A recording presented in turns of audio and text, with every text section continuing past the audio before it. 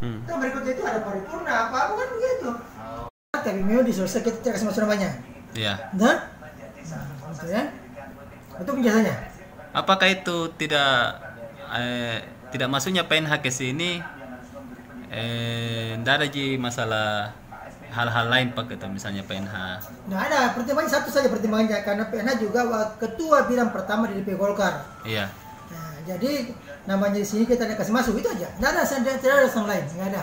Kalau di pusat sendiri saya tidak lihat namanya gitu. Nggak tahu juga, saya belum tahu. Apakah PNH hanya fokus di Pileg berarti, aja?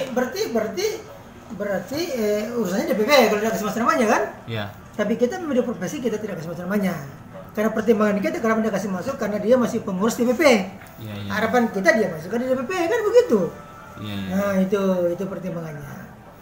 Kalau dengan tidak masuknya PNH di struktur, apakah akan tetap kuat atau tetap solid di Golkar ke Jokowi JK atau gimana?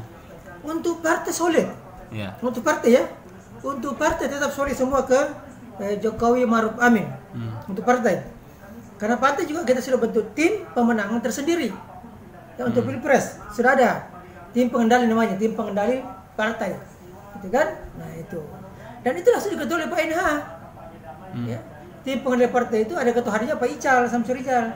Ada yang Ical kan? Ya. Nah, itu. Jadi seperti itu. Jadi tetap kalau misalnya tidak masuk di pusat, perannya tetap sebagai pengendali partai untuk di Sulawesi Selatan gitu.